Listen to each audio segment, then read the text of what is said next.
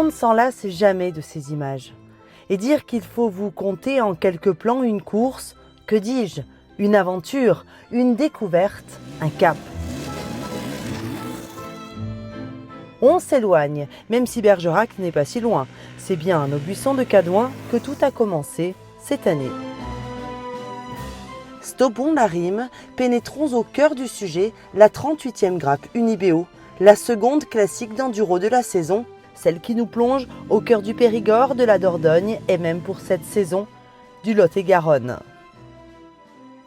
Les organisateurs mettent un point d'honneur à se renouveler chaque année pour garantir à leurs 650 participants une nouvelle aventure au fil des ans. Pourtant, dans le lot, au cœur même des hautes instances de la grappe, certains sont là depuis toujours. Jeff, il n'a pas 70 ans et aime à le répéter. C'est d'ailleurs pour ça qu'il est toujours là, parce qu'il aime ça depuis 1987. La grappe, c'est ça, un noyau parfaitement dur qui a traversé les décennies depuis la première il y a 38 ans et un président en place depuis 2019, reparti d'une feuille blanche où tout était à écrire. Pour le moment, sa plume ne le trompe pas. Il a fait le plein à craquer cette année. Le parc fermé au buisson de Cadouin avait d'ailleurs fière allure vendredi soir, veille de départ de course. Sous l'œil de Firmin, le chef des lieux, lui aussi, un pilier de la grappe.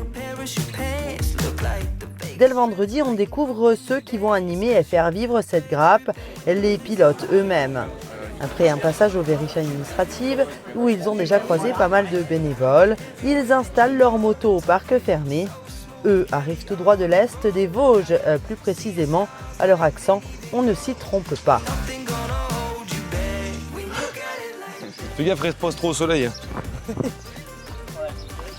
Mais non, mais les tatouages vont couler surtout. Oh, mais c'est mort tout ça. La moto qui va rester là, je vais pas dormir de la nuit. C'est vrai? C'est magnifique. Ça nous change un peu de nos petites Vosges. C'est la première? C'est la première Toi? tape, Ouais. ouais. Bon. Tu t'attends à quoi? Vous allez vous tirer la bourre tous les deux? Ouais, je pense. Je pense que je vais lui faire manger la poussière. Et puis il y a les Niçois qui ont tout misé sur leur beau tapis de salle de bain moumoute pour se faire remarquer. Comment, on se sert ou pas? Oui, vous serrez. Vous avez amené des sacrés beaux tapis, vous, hein? Ah ben on nous a dit si c'est noté les tapis. Ça compte dans le résultat. Alors c'est dit putain, on va s'amener les beaux tapis. Hein. Ah, on est bouillant. On est bouillant. Et du coup, vous allez faire quoi demain? De la moto. Ah demain on va se régaler. J'espère. Vous avez gagné? On va se régaler. Non. Par contre j'espère qu'il fera beau. Dimanche, S'il fait beau, on aura déjà gagné. Dimanche Kawe. Ils viennent sur la grappe Unibéo pour faire la course, mais aussi pour découvrir la région et ils ne seront pas déçus. Samedi matin, vers 7h, sur la place du buisson de Cadouin, c'est l'effervescence. Au programme, 240 km du côté du Lot-et-Garonne.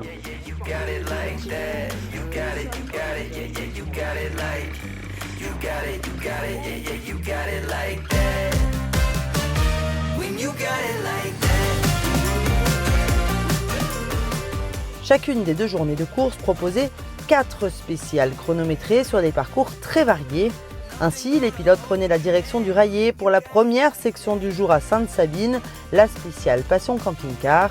C'est un champ en pente fraîchement fauché qui va offrir quelques glisses matinales, plus ou moins contrôlées. Puis au fil des kilomètres et des Bastides, la course les amène près du lac l'Escourou où la spéciale 2, l'Établi, les attendait. Un beau tracé dans l'herbe où Jérémy Tarou, après s'être imposé dans la SP1, enfonce encore un peu le clou de son côté. Valérian Debeau, bien mal parti de bon matin, se rattrape sur celle-ci en prenant le 2e temps. Mais au classement provisoire, c'est bien Kylian Lunier qui se positionne derrière Tarou. Et on notera également la belle entame de course de Julien Gauthier sur la Cherco Bonneton de Roue. 10 km plus tard, les participants avaient rendez-vous à midi à la Sauvetat du Drô pour le repas gracieusement offert par l'organisation à tous les pilotes. Cette fois, ce sont les chasseurs locaux qui ont proposé un plateau repas réconfortant après une matinée entière de moto. Grazie. Grazie. L'occasion pour les top pilotes de refaire un peu le match, tandis que pour la majorité du peloton, c'était une pause bien méritée, loin de tout objectif sportif. Légèrement ouvert. Et là, du coup, on remonte. T'as ouvert le piquet? Non, le piqué il a été ouvert. Ça, non, c'est pas mal. Qui c'est qui l'a ouvert? Ouvert le piqué. Attends, qui c'est qui vient de partir là? Oh, c'est Lunier, c'est bon, il est plus là. Ça glisse vraiment, vraiment. Ça a tellement séché cette semaine et là il a fait comme une petite pellicule. C'est vraiment impressionnant dans l'herbe comme ça glisse. Ouais, comme en plein été à la Rande d'Auvergne, tu vois le truc. Vraiment luisant. J'espère que la 3 va moins glisser pour prendre plus de plaisir, où on pourra un peu plus s'appuyer. Je crois que l'herbe est un peu plus humide. Et la 4, il y a de l'eau, donc là, celle-là, ça va aller. Début difficile, hein. Je m'attendais pas trop à ça quand même. Petite pluie qui est venue prendre les spéciales bien glissantes, donc moi j'ai vraiment eu du mal dans ces premières spéciales, donc j'espère que le soleil va sortir, ça va être bien sec pour pouvoir attaquer un peu plus. Grazie. Ça va? Elle va bien la moto? Eh bien écoute, pour l'instant elle va pas mal. Ouais. Ouais. Je l'ai vu au départ tout à l'heure, j'ai filmé. Et ça se passe bien? Écoute, pas trop mal. La première spéciale était particulière. C'était une séance de marteau-piqueur, surtout avec l'ancienne. Mais après l'autre était magnifique. Là, on fait la grappe encore, c'est déjà bien. Le temps qu'on peut faire de la moto, ils nous font pas chier. Ouais, je râle, c'est normal parce que je suis mauvais. Alors quand on est mauvais, on râle, exactement. Ça fait partie du truc. J'aurais été le top 10, j'aurais dit c'était nickel, tout était pile. Mais là, dans les 100 et quelques, ça aurait pu être au mieux. C'est pour ça, j'ai fini les petits pois déjà. Tout le monde va être content parce que là, je pense que ça, il faut le filmer. Les petits pois, pam. Non, c'était nickel. Ouais. La spéciale 2, nickel, bien préparé, bien décoré. Ouais, spécial au top.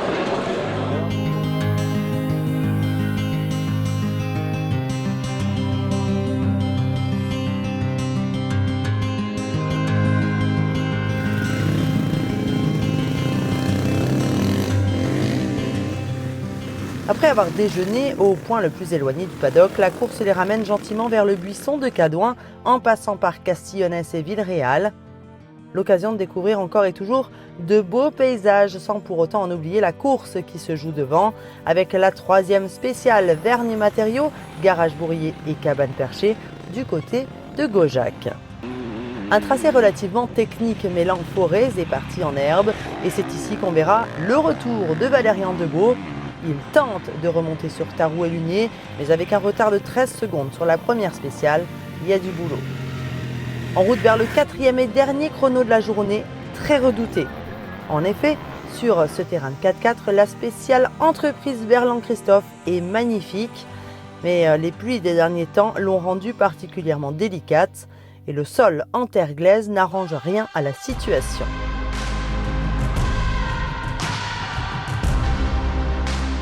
Ici encore, c'est Valérian Debeau qui prend l'ascendant sur la concurrence, mais au cumul de la première journée, c'est bien Jérémy Tarou qui reste leader avec 7 secondes d'avance sur Kilian Lunier et 10 sur Debeau.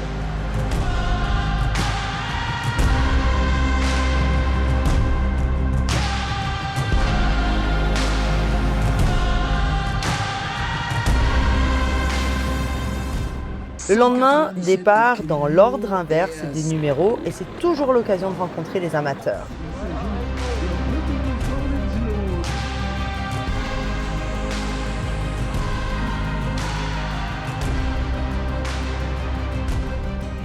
C'était un petit peu comme dans les Ardennes belges, j'étais assez surpris, je me dis mais je suis chez moi là, des sous-bois, des beaux bourbiers, je dis ouais ça va, c'est pas mal. Bien, très bien, très bien. Belle organisation, encore une fois, voilà. Super content, super grappe. Bon, hier c'était un petit peu long, mais très content quand même. Aujourd'hui, et le résultat le résultat un peu déçu. Je suis dans le top 100, mais j'aurais voulu un peu mieux, mais on va se rattraper aujourd'hui, on retourne sur nos terres. Et un petit mot sur nos féminines, très représentées cette année, puisqu'elles étaient 14 à prendre part à la course. De tous niveaux, de tous horizons, leurs sourires n'ont d'égal que leur détermination sur la moto. Ça a été, grosse chute dans la 3, je perds ma 2e place là-dessus. Oh merde. Et aujourd'hui on va essayer d'aller la récupérer, c'est l'objectif. C'est un sport de filles en fait. Bah, ça devient un peu plus maintenant, oui. C'est bien. T'es habituée toi de la grappe? Ça fait 4 ans que je la fais là. Et là ça a été hier? Ouais, ça a été. Un peu gras à certains endroits, mais ça se fait. C'était bien, ça a été hier? Oui, ça a été avec le soleil, on a eu de la chance. Et tu viens souvent à la grappe? C'est la 4e fois également. Et il y a 14 filles cette année, c'est quand même top. C'est bien, il y en a de plus en plus sur les courses, c'est chouette. Il faut les encourager, c'est bien. Ouais, et puis on les voit progresser en vrai. Depuis la première année qu'elles viennent à la grappe, elles ont bien progressé et c'est vraiment cool. On a de les filles? Bon, j'y arrive bien toute seule. C'est bien, je disais, elles sont 14 là cette année, c'est énorme. Ouais, c'est top qu'il y ait des filles qui se mettent à la discipline et puis ça nous remet à notre place des fois les mecs aussi. Et il n'y a qu'à voir les performances des Lemoine et Rossa sur le cross de Tursac à mi-journée pour se rendre compte à quel point elles ont fait vibrer le public. Partie en tête de sa série, Audrey Rossa a bien malmené ses adversaires avant d'être attaquée par Christophe Meillat, seul homme à être allé au charbon et piqué au vif d'être entouré de 2 féminines. Et c'est Marine Lemoine qui profite de la situation. Alors 3e, la multiple championne de France vire en tête et s'impose au nez à la barre de tous les autres pilotes en course. C'est d'ailleurs elle qui remporte cette grappe Unibéo. Retour au cœur de cette journée du dimanche qui va mener les pilotes dans le Périgord noir durant les 200 km du parcours. Passage à Sireuil avant de trouver la première section chronométrée du jour à Tagnès, sponsorisée par Sherco.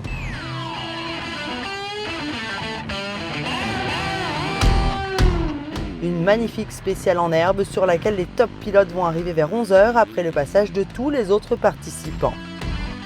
Ici, la hiérarchie de la veille est respectée. Tarou prend l'ascendant sur Lunier pour 1 seconde et demie, tandis que Valérian Debeau prend le 3e temps devant Anthony Gesselin. Le pilote DSN Moto, qui participait à sa première grappe, prend un peu plus d'assurance ce dimanche et compte bien remonter au classement. Il va se battre avec Julien Gauthier toute la journée. D'ailleurs, il confirme sa volonté dès la spéciale d'Oursa qui suit à Saint-Géniès en prenant le 2e temps derrière Tarou, qui de son côté semble bien parti à inscrire son nom tout en haut du classement de cette 38e édition.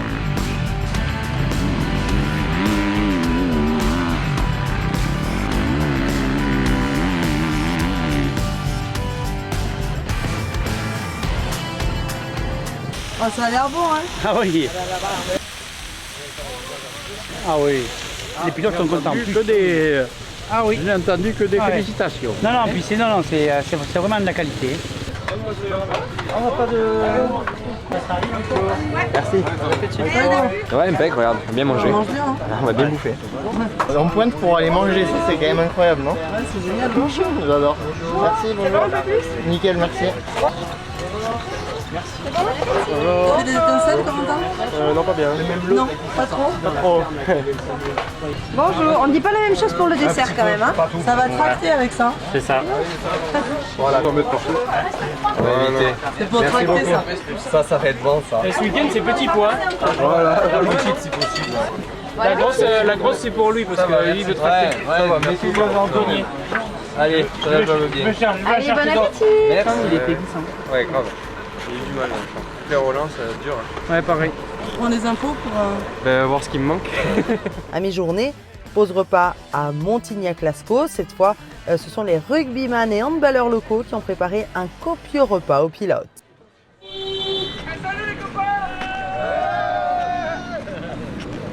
Fatigué toi, non?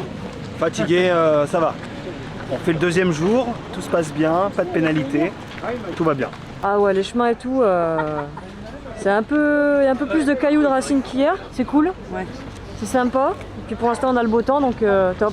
On a vraiment de la chance. Voilà, écoute. Tant qu'il n'y a pas l'orage. Ouais. Voilà. C'est important de reprendre des forces avant de partir direction Tursac et sa fameuse spéciale typée motocross.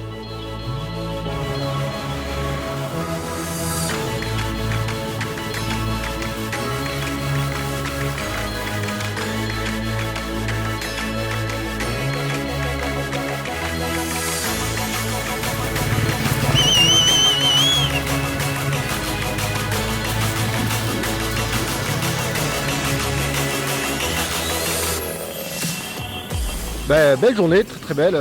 Les gens sont vraiment très sympas, des petits singles en forêt. On se régale, les spéciales bien variées aussi, avec un peu de prairie et un peu de sous-bois, des petits sauts, vraiment très très sympa. Une belle journée, la météo est top alors que c'était annoncé un peu de pluie, donc on est vraiment très contents. C'est toujours aussi bien organisé, on est toujours aussi bien accueillis et après pour le reste, David en a dit pas mal. Hein. Moi c'est ma première, content d'être ici et on a tout, les copains, le paysage, tout va bien. Tursac, c'est vraiment un lieu incontournable de la grappe et l'entreprise 3S ne s'y est pas trompée en y ajoutant son nom cette année. Cette spéciale revient régulièrement au programme et promet à chaque fois un bon moment au public venu en masse voir s'affronter les pilotes qui s'élancent par vagues pour 2 tours de piste.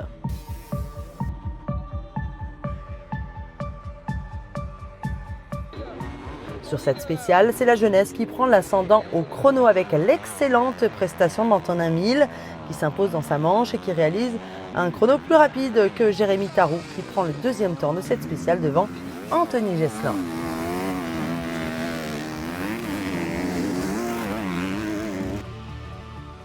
Sur leur parcours, les pilotes vont ensuite passer par les Ezitayak, un village troglodyte, capitale de la préhistoire pour le dernier CH, avant l'ultime spéciale du week-end alors que la météo est de plus en plus menaçante.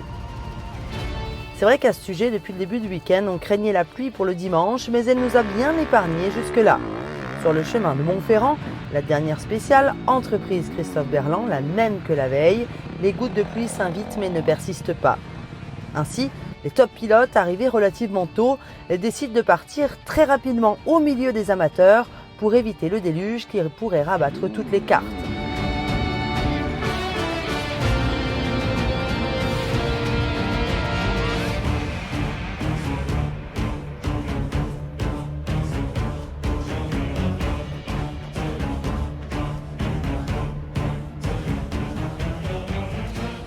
Seul Valérian Debeau part 20 minutes après tout le monde, mais ça ne suffit pas à réaliser le hold-up du siècle. Le pilote Perpignan Moto Passion doit se contenter de la 3e marche du podium cette année. Une grappe plus ou moins anéantie dès le premier chrono du samedi où il avait laissé filer beaucoup trop de temps sur une chute.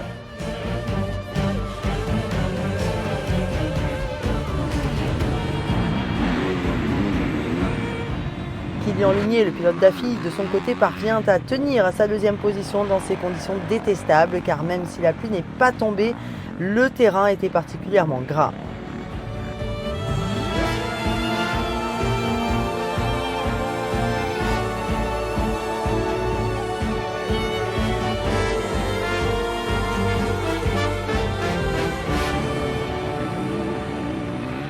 C'est bel et bien Jérémy Tarou qui est le plus rapide et qui s'adjuge sa 7e grappe en 7 participations, devenant ainsi le pilote le plus titré de cette classique et détrônant un certain Marc Germain. Ça y est, je serai marqué dans les annales sur la grappe de Cyrano avant que quelqu'un le batte. Du coup, je pense que Germain ne va pas rouler de suite. Du coup, non, on était venu pour ça, week-end quasiment parfait. Pas de quelques petites erreurs comme là dans la dernière, mais pas de grosses chutes. Et là c'était quand même délicat. Il a fait un orage énorme juste à côté. On est arrivé là, on ne savait pas comme on est parti décalé de la course avant. Enfin, c'était assez chantier la fin là, mais bon, ça c'est bien fini. J'avais une belle avance, du coup j'ai assuré. Et voilà, super content, très bon week-end. Merci à toute l'équipe et puis on va aller souffler un petit coup. La grappe Unibéo a été marquée cette année par un nombre de participants jamais égalé. Et c'est bien grâce à tous les amateurs que ce genre d'événement peut vivre. Il y a évidemment les top pilotes qui animent la course et les jeunes en devenir, comme les locaux du team GD Racing qui se sont une nouvelle fois illustrés. Tout d'abord, le tout jeune Lucas Framarin, 16 ans à peine, qui a parfois bien souffert sur la petite 125. Il termine 83e au scratch. Grégoire Dasté boucle sa grappe en 25e position, tandis que 4 places devant lui, on retrouve Vincent Danjou. Et enfin, meilleure performance de l'équipe de jeunes des locaux pour Théo Chevalier, 17e au scratch. Cette 38e grappe Unibéo a prouvé une fois de plus la motivation d'un motoclub historique qui a pu compter sur ses 320 bénévoles. Des mois de préparation, des jours et des nuits de réflexion pour un week-end d'enduro qui a traversé plus de 60 communes.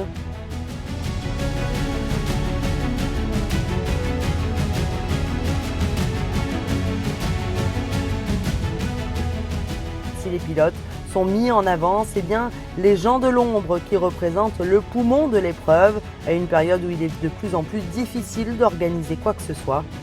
À ceux qui ont durement travaillé, ajoutons également dans les remerciements la soixantaine de propriétaires de terrain qui ont autorisé le passage de l'épreuve chez eux.